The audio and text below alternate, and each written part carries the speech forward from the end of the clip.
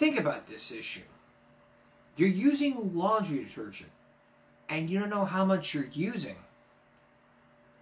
I bet you didn't know that you were using too much laundry detergent. And as you're about to see from this first segment, you're probably using too much laundry detergent as we speak for your Saturday night laundry. Better listen to Sheldon Cooper, kids. Take a look. Questions about laundry. If you have questions about laundry, this is the place to go to. The Laundry Lab at Consumer Reports. The first thing to know is that according to laundry expert Rich Handel, we're using way too much detergent. Stop! Whoa! That's all I need? That's all you need. This is all you need for most loads of laundry. That's all you need. Most people know that you have to separate lights from darks, but it's actually a bit more complicated than that. So separate the darks from the lights and the heavy items from the light items. Like a heavy pair of jeans you don't want to wash with your light sweater. I did not know that. I would just sort of throw everything together all at once. Not a good idea. Not a good idea. We also tend to wash too much at once.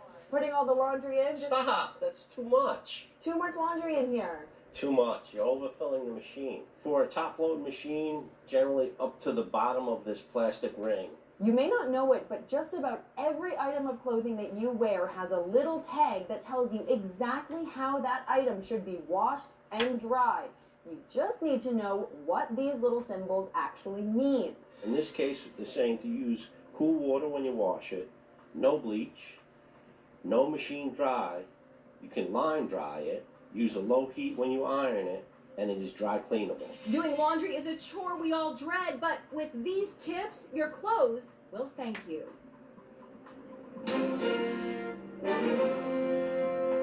And it may become helpful during my next laundry night. So the bottom line here, boys and girls, is the next time you're doing your laundry, know these tips. You fail to do so, well, like I always say, when you choose the behavior, you choose the consequences. Alright, well, you may not be seeing the solar eclipse because of the rain that's happening on Monday, but if you are, maybe going out to buying these solar eclipse glasses. But the question is, are they a counterfeit? Are these solar glasses counterfeit? Nobody really knows until you see this next report.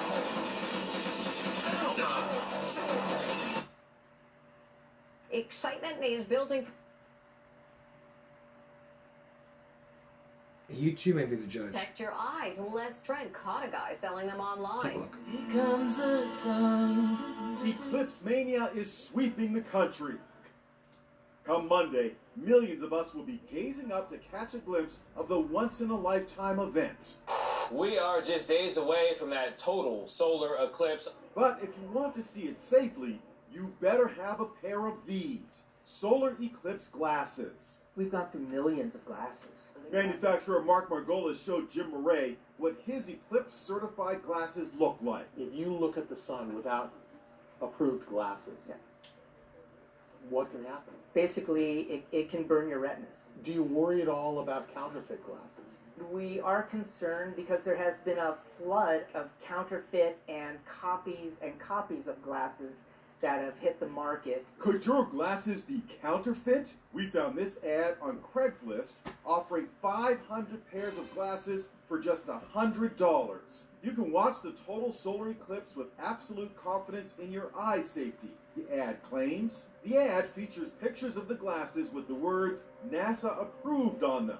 The agency told us they do not approve any particular brand of solar viewers. So, who's behind the ad? Hey, how are you? Thanks, how good? Good to see you. An Inside Edition producer went undercover to meet up with the guy selling all those glasses. Turns out he's a financial manager based in Manhattan. Awesome, these them? These are. He even showed us this display case, which has a NASA logo. Where do you get these?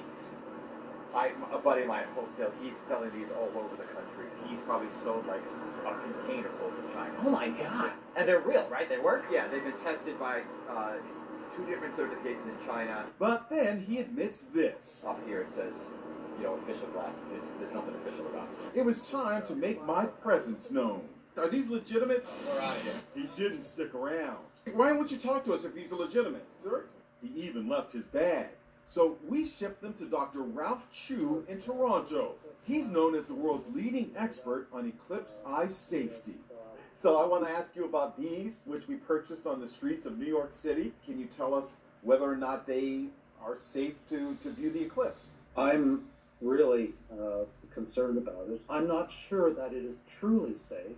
People are trying to make a buck these days. If you have any doubts, don't use it. The glasses the guy was selling say NASA approved on the side, but NASA tells us they do not approve any solar viewers. For more tips on how to view the eclipse safely, come to InsideEdition.com. Just basic common sense. It's like I say in my drunk driving song, it's just basic common sense analogy. Get the sunglasses that are pre-approved. Don't go out of your way to make a buck and make make sunglasses that say approved by NASA. They are, just let me tell you, they are not approved by NASA. If you get those, you throw them away. It may be money you've wasted, but then your eyes are going to get fucked. And even then, you'll know. And you'll have to come to me saying that you should have listened to me? Darn tune you should have listened. You would have gotten Willow in your hand. One of the 3 something cats, by the way. Alright. Sammy the Bull Gravano. You've heard him talk about when he was a kid and all, but how did he take down his former boss, John Gotti? Coming up, he tells his son about how he took him down and the rest of the interview. Stay with us. A few days ago, I brought you the interview of Sammy the Bull Gravano, the man, the gangster, and the gangster who brought down the biggest crime boss mob ever, John Gotti. You've heard him talk about how he was a kid doing all this and this and this, how he hated the Godfather, and how he loved Godfather 1 and 2 and the other ones that stunk. You've also heard him tell about how he ordered a lot of people killed. Now, for the very first time, we're going to hear about how he brought down the biggest crime lord ever by the name of John Gotti.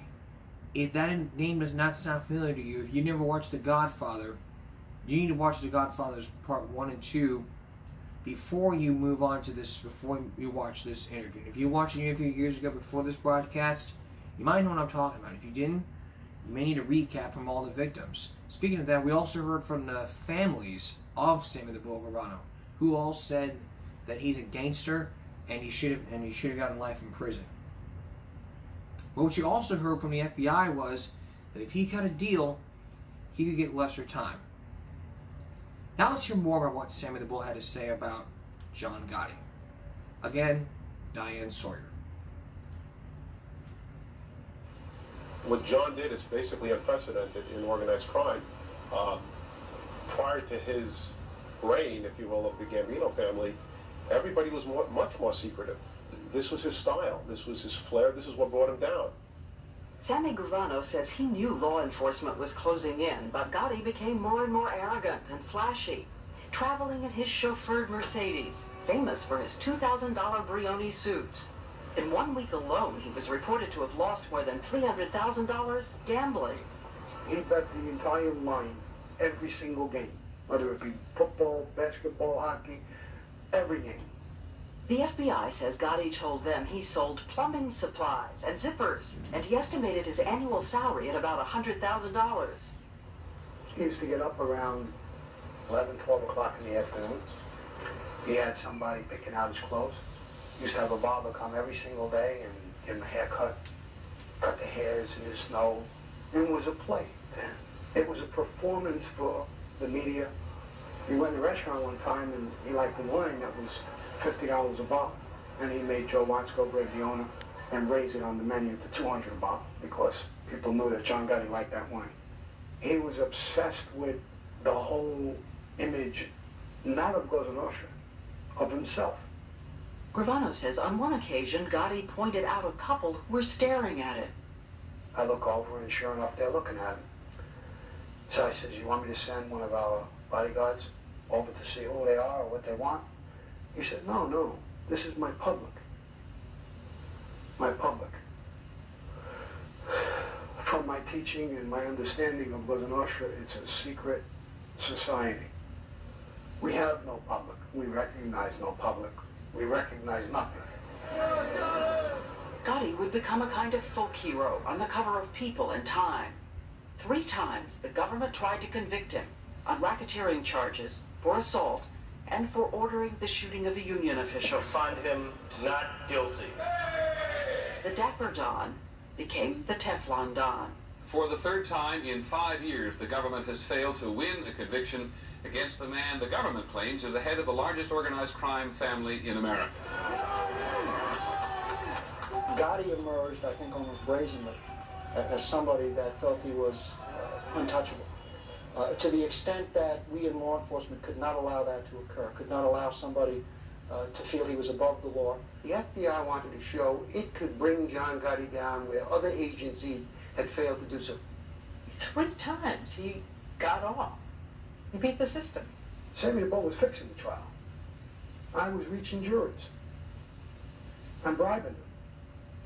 And he didn't win the trial fair and square. Gravano says through a middleman he paid a juror in one trial $60,000 to stick to a not guilty position.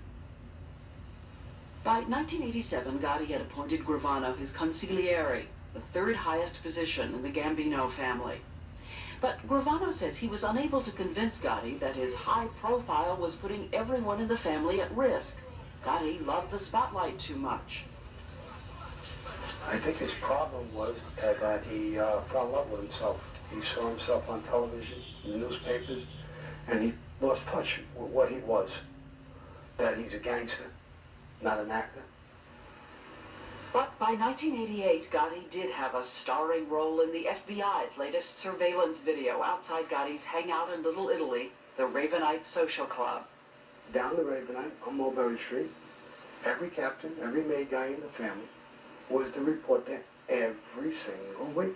No boss ever made the whole family show up at any one place in plain view and plain daylight. The mob doesn't work that way. They don't show up all at once and make life easy for us, which is what they did. I mean, nobody liked this. I don't think too many people had the courage to tell him to his face. And I would tell him, John, there's the whole government sitting outside the club. There's news people, all these people running around outside. What are we doing here?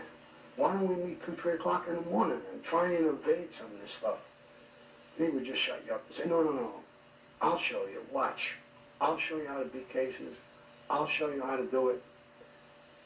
He showed us real good. By the way, that juror Gravano said he bribed to help John Gotti, he was eventually convicted of obstruction of justice and sentenced to 3 years in prison. 3 years in prison for a juror because of bribery. Bribing the cops, that's illegal. But no one gets the message that you can't be bribing everyone, even jurors. Because if you do so, you're putting the jurors in jeopardy.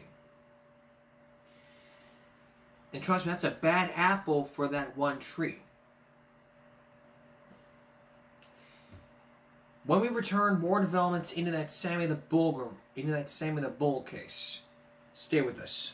And next week's Sammy the Bull run on Turning Point. We'll be right back. Stay with us. Picking up our story.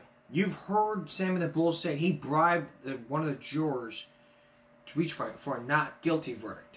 You've also heard how he was sentenced to 3 years in prison for that involvement. Now I give you for the very latest developments into Sammy the Bull from that afternoon. Again, Diane Sawyer. The New York Attorney General filed a lawsuit against Sammy Gravano, as well as the author and publisher of his new book. The state believes Gravano has been paid for his story and is seeking to freeze that money so that the victims of his crimes can go after it. We're saying, show me the contract. And that very simple request has been denied. So it leads us to believe that the problem that we can't see the contract is because the contract clearly states out the terms of the deal that results in Gravano profiting from this book. Gravano has refused to discuss whether or not he's receiving money for the book, but says he'll fight the case to the Supreme Court. Of course, in order to subpoena him, they'll first have to find him. Our portrait of Sammy the Bull Gravano, the man who brought down John Gotti, will continue tomorrow night at this... But now that you've seen part of it, there's more to come about this story. Now we're not going to have the, we're not going to tell you more about it tonight, but we are going to tell you about it next week. And this is all from 1 hour. This is what you saw here today and a couple days ago. This was the primetime live version. In part 2, what you're going to see what happens. You're going to see what happens during that time about that lawsuit and more on that John Gotti interview. Here's a sneak peek. Time on Turning Point. Here's a preview. Tomorrow, the mob trial of the century. John Gotti was more popular than the President of the United States. The FBI tapes that helped seal Gotti's fate. Along with the betrayal by Sammy the Bull. What was the real reason you cooperated? The real reason? The intrigue and alleged murder plot. Does Gotti know this? No. He's going to find out with this interview. Described by the mobster who, thanks to the government, has a new face. I wasn't always this beautiful, to tell you the truth. And a new life of freedom. You got a real cushion deal. Sammy the Bull Gravano, the startling conclusion, tomorrow night on Turning Point. That's next week. You'll hear more, you'll see the tapes, and the other side of the tale. Sammy the Bull, the man who brought down John Gotti, part 3, next week. It could be a Monday, it could be it could be a Wednesday, and it could be next Friday. We don't know what it could be, but if there's any more, but if we find a day next week, we'll let you know. And only then we'll let you know. Rats. You see them. You see them everywhere. You see those nasty, filthy little rats that want our food. Our garbage. Garbage is what rats are looking for. Coming up next, the super rat. What is the super rat? And why has the federal government gotten rid of that rat program? Brian Ross has an investigation that will drive the rats out of the crates and into the food. From the crate to the food to the garbage.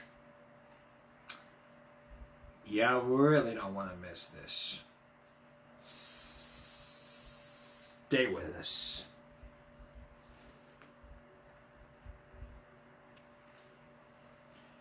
How good is this? You're late to class. You're on probation and drug tested. Sounds like words from a hardened criminal. If you were to believe that it was from one school district in Austin that just basically wanted a truancy court pilot program, then you're maybe onto something here.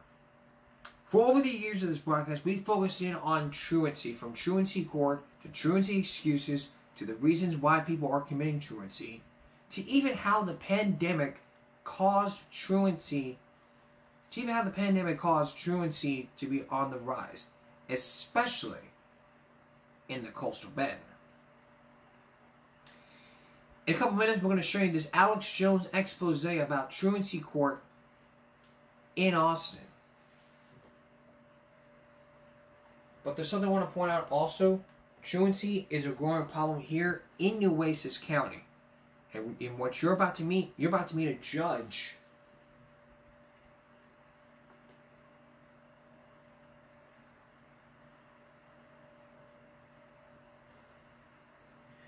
who back in 2018, offered something called night court. What does it mean? Basically, it just means for parents who just have a lot of work, they can't basically make it court during the daytime.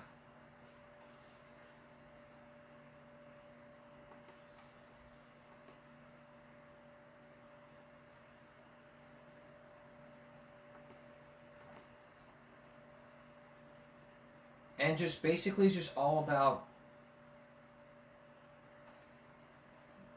finding solutions for the right problem. Now, we also focus in on truancy court during this time. Basically, if you don't remember truancy court, it's basically a program to where they help you out. Deferred orders are like probations. What truancy court is doing is finding non-profit groups and organizations just to help out. Just to help out the child and the parents. Paid for by the school district.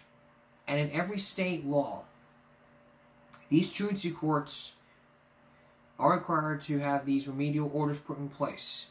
Like community service, counseling, treatment, drug treatment, inpatient, outpatient drug treatment. Plus, the court can order the suspension of a driver's license. They also order require you to attend school. And since 2015, none of these orders have changed. And the remedial orders can still be put into place as the old order did. And what you're about to hear from this story is all about these kids who are just sitting there saying they don't want to go. They don't like going to school. So what's the big deal about all these cases?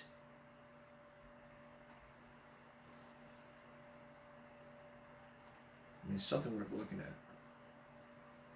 Here's Priscilla Torres. Courtroom and waiting area as parents and their teen listen for their name to be called by Judge Joe Benavidez. 16 years old.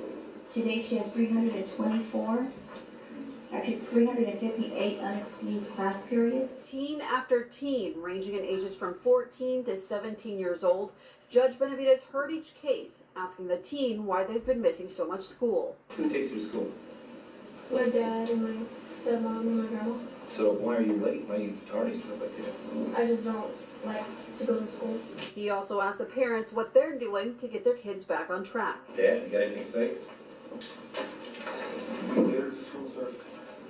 She chooses to go late, skip, and we try talking to her. We've done so much, and she just continues to do this on her own. Judge Benavidez says he's found truancy issues stem from being bullied in school, drugs, peer pressure, and gang-related activities.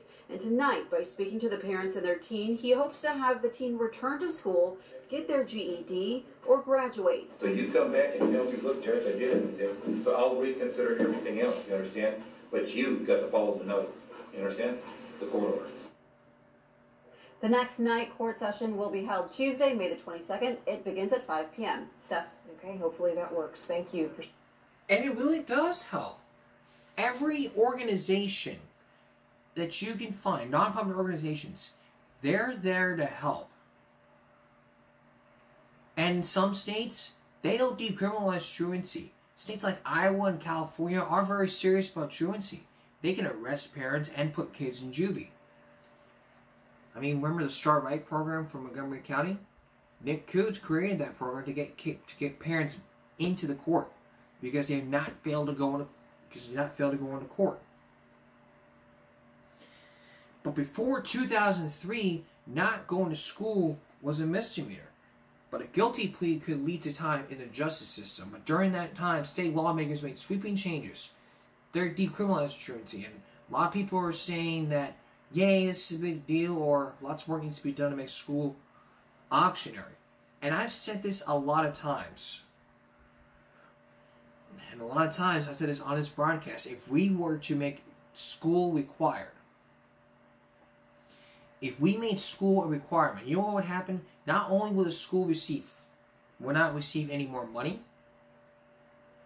because let me tell you, if the federal level doesn't have a requirement for a state to require the children to go to school, then the federal U.S. Department of Education will not fund the state's Department of Education. Every state that you live in, Iowa, Texas, Kentucky, Carolina, North Carolina, South Carolina, every state that you live in, they have their own Department of Education. That requirement is still going to be put in place so that the state can receive funding, fund the federal government to help fund education in every state here in the state of Texas. But since 2003, like I said before, those ankle monitors and handcuffs, they were gone. They were a thing of the past. And so therefore they went through the process and all the steps of saying that more needs to get done here. Well, not exactly. More has got to be done. And what people are doing nowadays is just not caring about what goes on in the education system. I mean, all kids care about these days is the video games, hanging out with friends. But another thing here is this. When your child doesn't go to school, they're into criminal activity. Meaning they're breaking into houses, breaking into cars, doing drugs, things of that nature.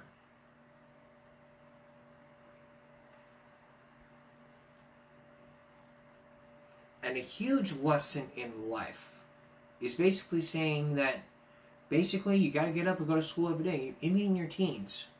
You got to get up every day and go to school. It is just that simple. It's really simple. But remember back in 2004 or 3? This was back in 2004. One school district had a pilot program all about truancy court. They brought in a judge, and what basically had happened was something like this. Basically, sign here. That's what it was.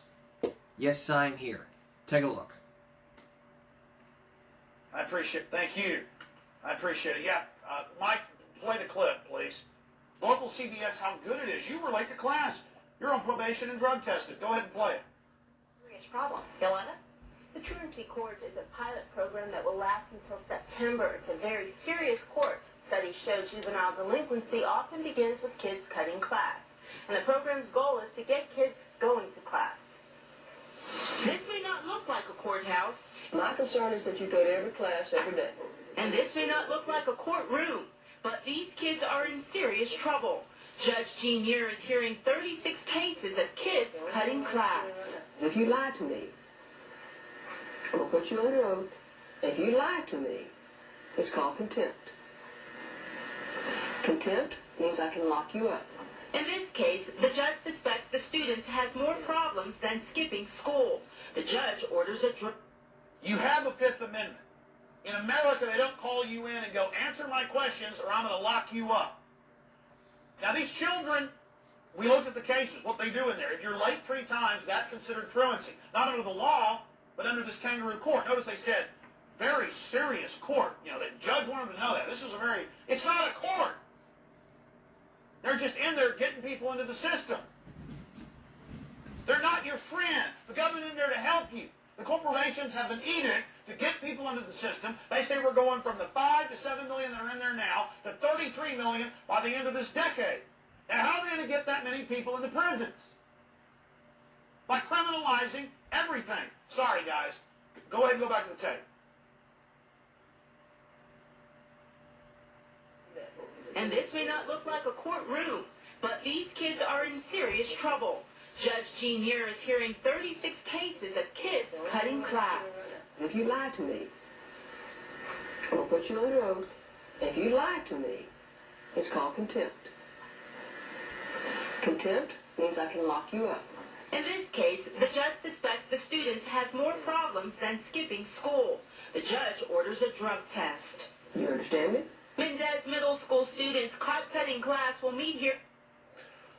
So, you're late to class 3 times, because a few years ago we did these case by case, and now it's expanded all over the city. You're late to class 3 times, and they call you in, and you sign a form saying you're on probation. It wasn't a court. You weren't found guilty. It's just sign this form. I ordered you. I'll arrest you if you don't. Okay, and then you just put yourself into the system for life. And then she goes, she suspects. She suspects. Ooh, she's psychic. My God, she's the oracle. We go to the oracle out of the hole in the rock. She tells us what to do. She suspects. Yeah, vote her out. Vote her out when the election isn't even here in town. When it's all run by the government. When there's no voting record. Let's face the horror of how bad things have gotten.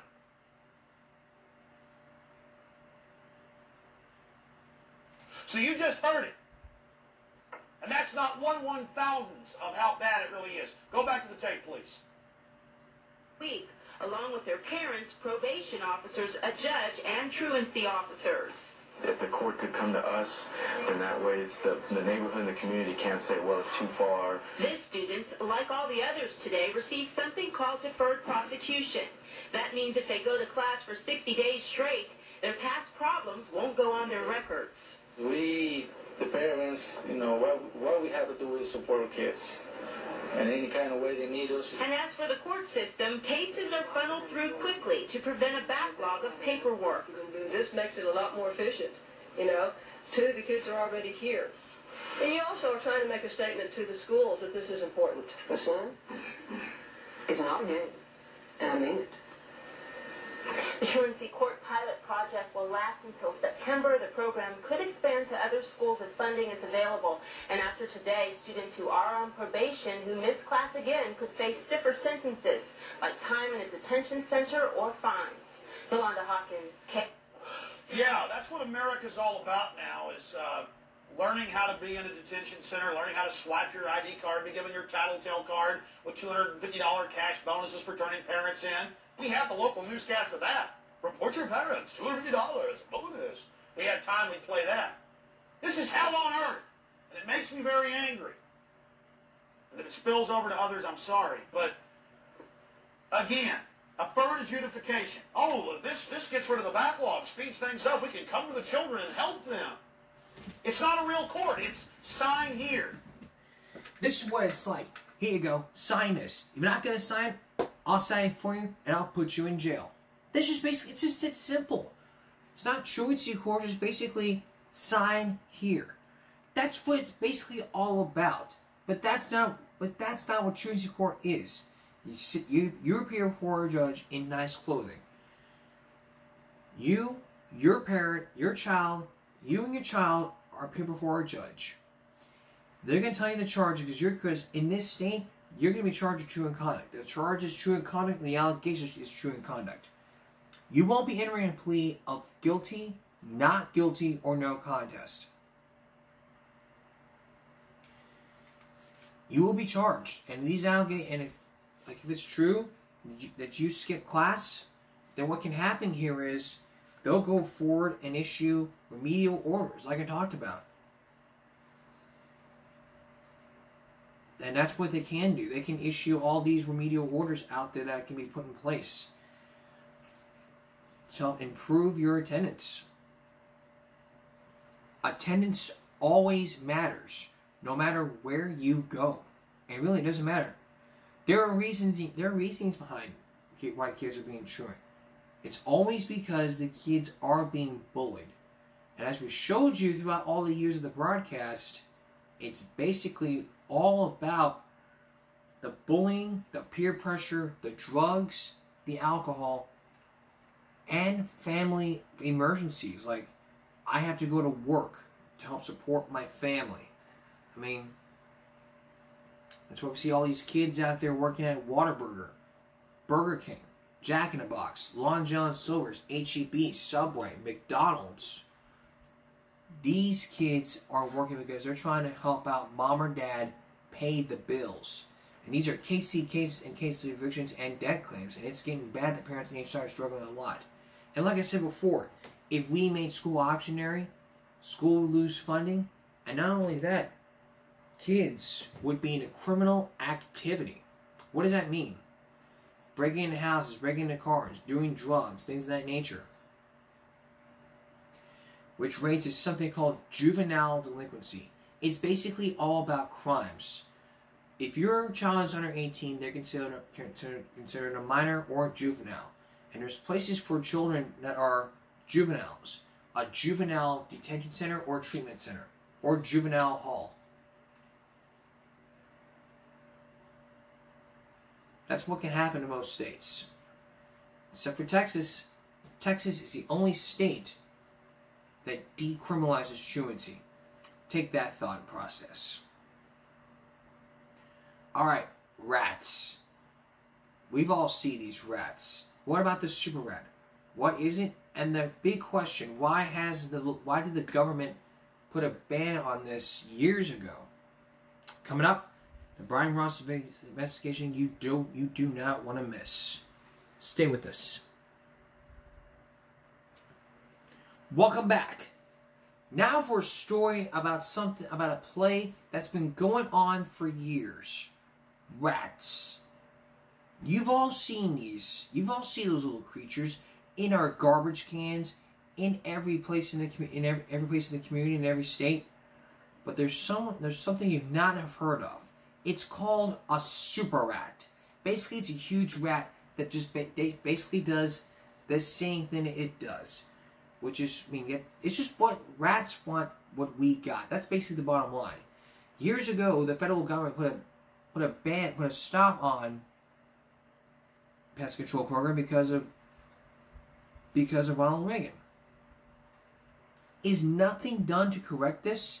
And what can you do next time you see a rat nearby? Here's Brian Ross. A warm summer evening in Boston, on the city's fashionable Newbury Street. A perfect evening for dinner at an outdoor cafe, or some window shopping, or a little romance. But not for Dr. Bruce Colvin. Look at this, we have the dumpsters. Who, in an alley just behind all the fine restaurants and shops of Newbury Street, is looking for something else this evening. Every night when the sun goes down, we have a critter that takes over many streets in many cities in America. Dr. Colvin is one of the country's leading experts on the subject of rats. An urban blight, he says, the federal government is almost completely ignoring, despite the presence of millions of rats all over the country, even in places like Newbury Street. They go about that big? Some of them? Oh, yeah. We have more of a problem with it than most people realize. We can't keep sweeping this issue under the rug nationwide, pretending like it doesn't exist. They're in our homes, they're in our backyards, in our cities. Outside the million-dollar homes of Boston, in the kitchens of apartments where children live in New York City. Even the best-known house in the country has rats, as First Lady Barbara Bush discovered when a rat swam in front of her in the White House pool. And down the street at the Washington City Hall 2 years ago, the rat population so exploded that the normally night-feeding rats boldly came out during the day, right in front of the embarrassed mayor, Marion Barry. God, what a day is it? And as is true in many major cities, the rats of Washington have spread far beyond the downtown section, using old sewer lines to reach some very expensive homes in some very scary ways, as Tira Williams found out in her own bathroom. I went to flush the toilet, and then I had this horrible feeling in the pit of my stomach that this can't be what I think it is. This couldn't be happening to me. And then I ran and I got my glasses, and I put my glasses on, and I peered over the commode, and I looked down, and he reached up to greet me, and he squeak, squeak, squeak, squeak, squeak.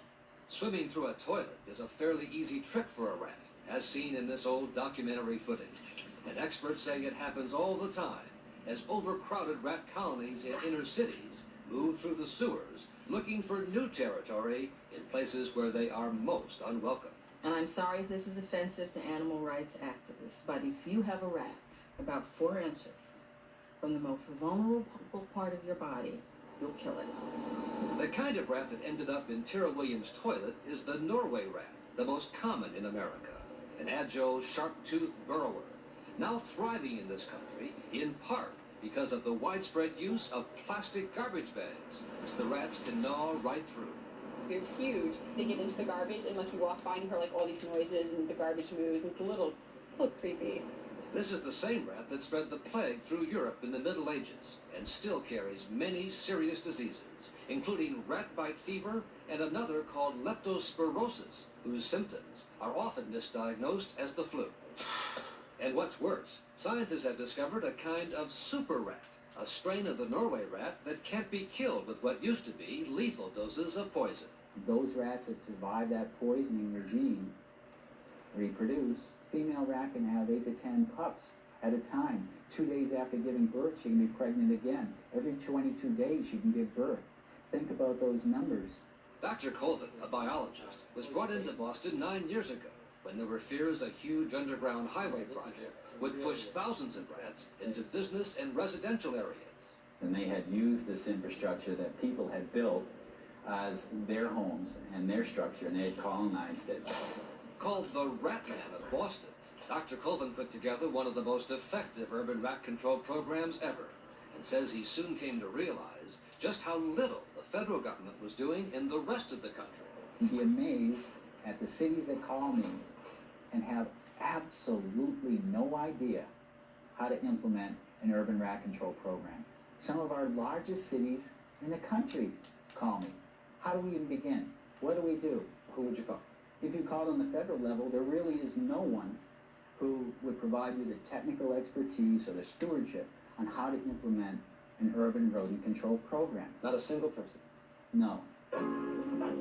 That hasn't always been the case.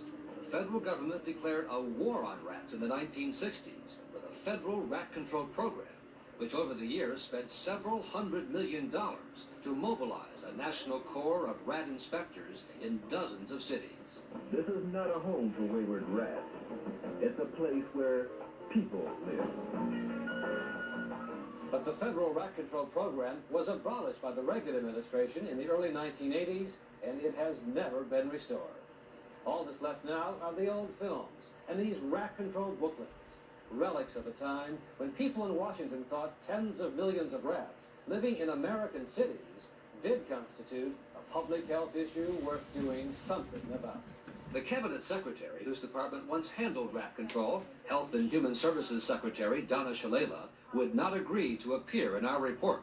Her spokesperson said rat control was something for individual cities and not considered by the administration to be a federal priority. A big mistake, according to Dr. Colvin. When they are not closely monitored and managed, at some point, that rat's going to bite you in the butt. And all too often, it is the powerless and the poor who get bit first. As we found on this one block in New York City, 109th Street, a block full of rats. If they were a little bigger, you'd have public transportation. A striking example of government failure to protect urban residents from the danger of rats. They're so aggressive now because they think this is their territory. Sometimes my babies need milk and I have to go out at night and I'm just so afraid. They run all over my feet. And growing up on this block gives every child a story to tell about living with rats. Some people are moving away from the building because there's a lot of rats. And it passed through my leg and I jumped because I'm scared of the rats. They run from the basement to the cars, from the cars to the basement. They run back and forth. Do you think all children in America see rats every day like you do? You think all children in America do? A sad commentary, which parents and community leaders on 109th Street say the city and Mayor Rudolph Giuliani promised to take care of, but have yet to do so. We believe that especially on a block where there are 1,000 school children, that immediate action should have been taken. Gabe Miller, a volunteer with a community group called Harlem Initiatives, says city officials repeatedly ignored calls for help until his group threatened a public demonstration during last year's election campaign. 2 weeks later, they announced this massive, they said there had never been anything like it in New York, a massive campaign to exterminate the rodent population. Nothing happened. After that big announcement? Nothing happened here. Few inspections, maybe. If anything, the rodent population got worse. All this in a city where Mayor Giuliani has achieved national prominence for his emphasis on what he calls the quality of life. New York City is a caring, loving, and terrifically wonderful, warm city. And the mayor would not agree to sit down with us in his office. But at an outdoor news conference, he defended his rat initiative, citing a bigger staff and a record low number of rat bites and rat complaints. But the reality is that if you're asking us, has a good, honest effort been made, it would really be unfair to convey that a good, honest effort has not been made, because the success is greater than there has been in the last 10 years. How about 109th Street, sir? The efforts are uniform throughout the city. The children of 109th Street, what do you say to that? It's a shame if there have to be rats in any part of the city. But the mayor's top aides had promised people on 109th Street that this block would be a model of New York's rat control efforts. What we found on this model block was that the rats have come up from the street into apartments like this one, all the way to the 4th floor, where 3 children live, and where a family of rats had taken up residence as well. Using infrared cameras and sending out some common food items, we were able to document what the family told us happens in this apartment when the lights go out. These rats may be living behind the refrigerator. Rats will live in the insulation of appliances, in the wall of an oven. We showed our tape to the rat expert, Dr. Colvin. Their ability to learn is tremendous. When they're successful at locating a food source, they will continue to travel that route night after night. And I don't know who lived there, if there were small children in that apartment. Children just down the hall. And see, any situation that has small children and rats of that nature and size is a real concern. Nature and size is a real concern. When I ever hear of anything like that, immediately I want to be there, and those rats need to be killed, and quickly. In the end, the rats in this apartment were killed, not by Mayor Giuliani's comprehensive rat control initiative, but by an exterminator hired by Primetime Live. If you were the mayor of New York, would you be embarrassed at this footage we have here? I think the mayor of any city would be very uncomfortable with these kinds of images. And that's the root of the problem, that it doesn't get talked about, and it tends to get addressed through quick fix kinds of approaches rather than saying, we're going to come up with a long-term battle strategy. We are going to go to war decisively, and we are going to win. The mayor's office says a major effort is now being made to rid some 69 targeted neighborhoods in New York of rats, including 109th Street. But it's a big job that won't happen overnight, especially with no help from the federal government. Across the country, America's cities are full of blocks like 109th Street, places officials in Washington have decided are not a federal priority. What does it say to you if you're 7 years old and your school is surrounded by rats, or somebody has to kill a rat in the courtyard where you go to school? Somebody's telling you that not everybody cares about you. We're sending them their own message. We're sending them a message that they don't count. So what can we do to rid ourselves of rats? It's a challenge, but the pros did give us some tips. If you see rats, seal off any holes that they can travel through. Put food in rat-proof containers. Food is what they're looking for.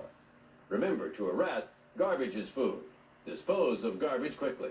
And the rat has no reason to hang around. And also invest in rat traps. Like the old ones, those old spring trap things. Avoid those. Get those rat traps that have electrocution in them. The rat, you just turn it on, put the piece of cheese in there, the rat comes in, eats the cheese, and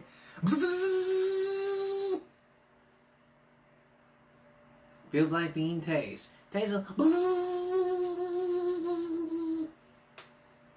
like that. That's basically I do. So again, so recap the tips. Seal off any holes. Store food carefully in rat-proof containers. And dispose of garbage quickly.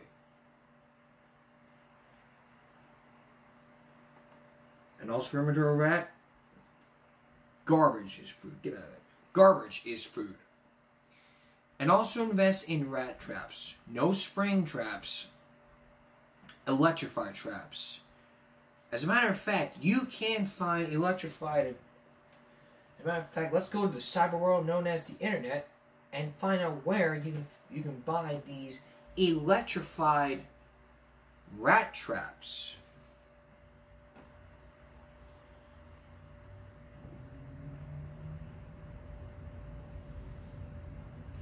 These rat trap electric zappers.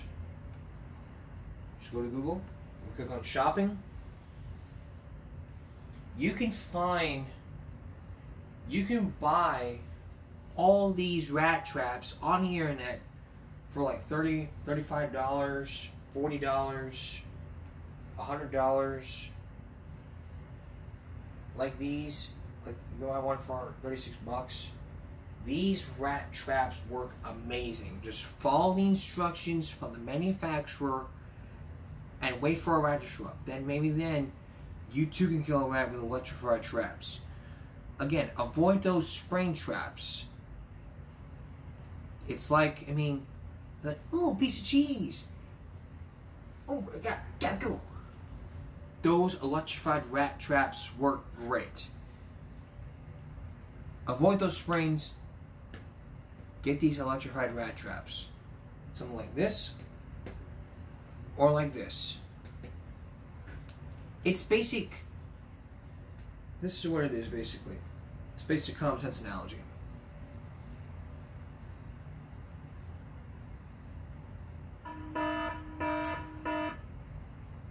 Which focuses into our common sense learning.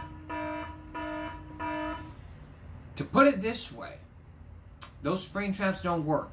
Just use electrified rat. Just use those electrified rat zappers. Those really work. Instead of what has happened, get container. This is what you need to invest in: seal holders, rat-proof containers, and electrified rat traps. Those are the 3 things you need to invest. Don't be so dumb and start just put a little piece of towel, a piece of paper towel on the hole and thinking that's gonna seal off.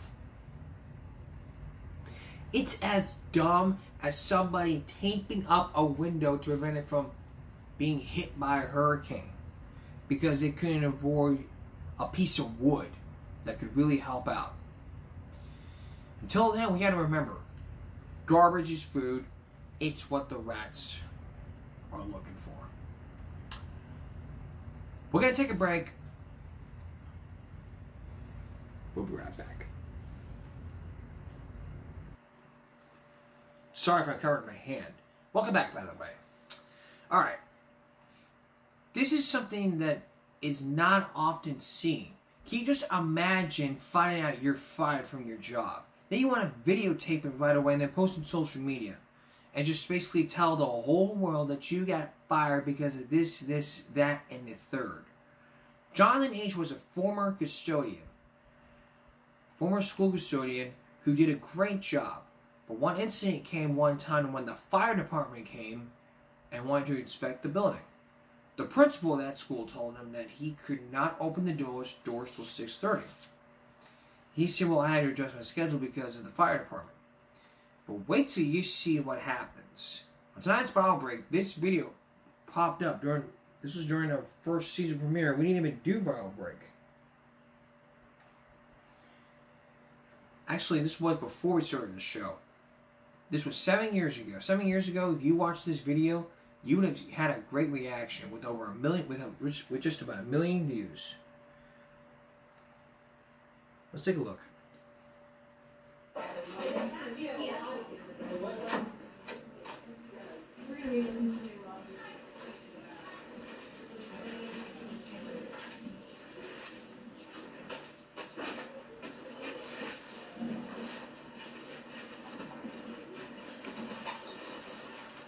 So, what are your hours? My hours is from 6:30 to 3 o'clock. Okay. Why did you leave today at 2:45? I didn't leave at 2:45. You did. I did not leave at 2:45. We were calling you. When I left, it was... What time do you think you left? When I left, when I was leaving out that door... What time do you think you left? When I was leaving out that door, it was What time do you think you left? 2:52 when I was going out that door. Because you left early. I didn't leave early because I was here early. What time do you work till? What are your hours? Miss Hoffman, the fire people that was here this morning was outside. They had to get in the building. Stop talking. Jonathan, what are your hours? What are your hours? I just want to hear them again. What are they? I told you my hours already. Tell me again. From 6:30 to 3 o'clock. 6:30 to 3 o'clock. Okay, and you left early today. I didn't leave early. Did you leave before 3 o'clock? I left before 3 o'clock. Okay, why? For the simple fact I had to come in here this morning because the fire people was outside, sitting outside in their cars, and they had to get in the building to do the fire alarm. Okay. So I had to come in the building at 6:15. Miss Beckett, both of us came at the same time. Who told you to come at 6:15? It's not Who told you to come at It's 6:15? not. It's not that I wanted to come in at 6:15, Miss Hoffman. I was sitting outside, and the fire people was outside waiting in the car to get inside the Then building. they wait. We are not open until 6:30. So they wait. They have to wait until 6:30 to get inside the building to do the fire alarms. If they don't have a key, the building is not open until 6:30. You don't adjust your hours just because you feel like it. I didn't do it because I felt like it, Miss Hoffman. I was You doing it did. to help the fire people to get inside the Who told you building. to open the building early? Did your boss, Susan Opferman, tell you to start your hours early today? I was not supposed to start my hours early today, but like I was But telling you, nothing. the fire people had to get inside. They were sitting Who out is there for your almost boss? an hour. Who is your boss? Is your boss Susan Offerman or the fire marshal? Who is your boss? Miss Hoffman, you was my boss. Okay. I never what are said your you was my hours? boss. I explained my hours to 6:30 you. to 3. Yes. Okay, and we needed you at 2:45, and we're calling you on the walkie, and I called you on the phone finally because nobody could find you, and the guy I said had you left just early. left. No, I did not leave early. I had just left when they said that. I You had just left. Jonathan, if you left before 3 o'clock, you left early. You left before your shift was done. So let me explain this to you. From yesterday when we had the meeting, I didn't get out of here until 3:15 Why? because you had us in the meeting. No, I finished on time. No, it wasn't. When I left out that door, I that's finished. the time. That's the time I left on out that time door. yesterday. Okay. I did. I made it a point to finish on time yesterday because I do not want to keep you past your hours. It was when I left out the building, Miss Hoffman. It was past 3 o'clock. I don't know what you were doing between when you left that room at 3 o'clock to when you left this building. Okay. But I did not give you permission to leave early today. You left before your shift was over. You left before your shift was completed. Your shift finishes at 3 o'clock. And you left before 3 o'clock without permission. Do you understand that? I understand. Okay. I have to call HR. I just want you to know that. Okay. And what's I don't know. I'm going to see what they say. Because you have Because I left because you left 10 minutes before the time that I was 15 minutes in early. I mean. No one asked you to come in early. No one asked you to come in early. I don't understand. You are not supposed to open this building until 6:30. Your shift starts at 6:30. I understand that. But like I said, I had to make the adjustment because they were sitting outside in their cars trying to get in. You did not have to make the adjustment. The only one that changes your schedule is me. The only person that gives permission for your schedule to be different from 6:30 to 3 is me. They are not your boss. I am very upset that you did not work your full shift today. Okay, so if this is going to be on me, you might as well get everybody else that leaves the same time or leave early then too. Because there's a lot more people doing that, just me. It seems like I'm being picked out. Well, we needed you Every today. time it's Hoffman, you always picking me out the bunch, and it seems like you're harassing me right now.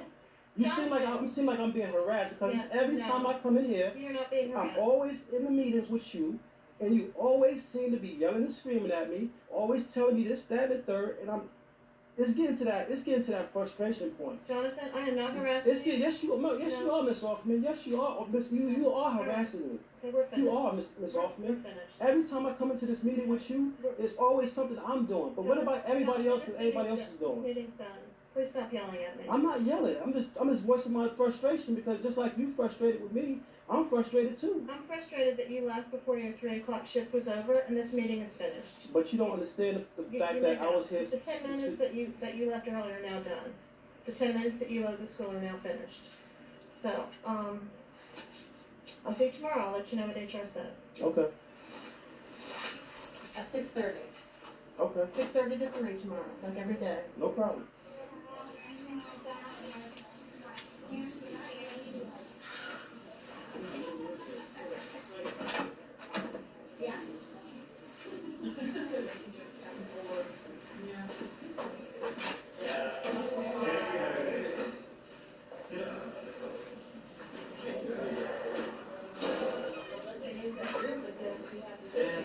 Hey, there, baby. Yeah. I'm starved. Okay, you have a 6:30 now. It would be in the same bag. So when's the last time you took your shower? I don't have your face for it. I don't make that face good. So now you do know how to take this. When's the last time you took it? All right. And that was from Jonathan H. This was over 1 million views in that time. And at that time, he left early, but he had a purpose for it because of the fire department. Now, is there moral compass to this story? Well, what he should have done was called his supervisor beforehand and say, hey, Miss Hoffman, this is Jonathan H. calling saying the fire department is here. I understand when I open till I don't want to open doors until 6:30, but they need to go in a building, this and that and the third. What should I do? If Miss Hoffman would have told her, if they have the key, let's let them in. They can begin in.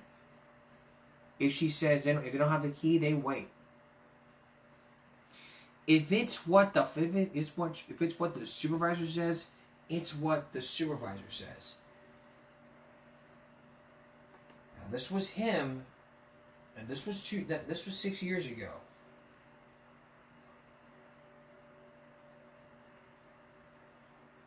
And I wouldn't have time to play that full interview, that full side of the story, this one.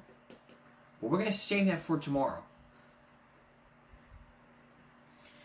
Come on tomorrow on the broadcast, more on the, more from Jonathan H. on that update from the web. On our next viral break with over 267,000 views.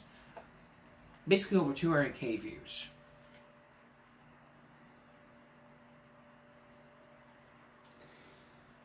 And also coming up tomorrow, and also, also on Saturday, traffic school. Did you went to traffic school? If you did, you may want to see this Dateline investigation all about traffic school, about how it's done. We're going to show you some states that are tough and have tougher laws all about traffic schools. In most states, they're 6 hours long. 6 to 8 hours. One state has 6 hours, no state has 8 hours. You're going to see schools that just run for 90 minutes with nothing, no group instructions, just workbooks, no group discussions. Just sit there and watch a video. You'll see people sleeping and buying their way out, along with the police department. That's come up on Saturday as we look into traffic school. It's all about getting your points reduced and getting discounts on your insurance claims. That's coming up tomorrow. And that's all for this edition. And that's all for this edition of Give Me a Break Friday, going to Saturday. We'll see you again for Give Me a Break Saturday night. And for everyone here at YouTube, stop bullying, speak up. Concentration, not strength. No jaywalking. No drinking and driving. No driving without a license. No road rage. No littering. No parking in a handicapped spot without a handicap license. Have a good night.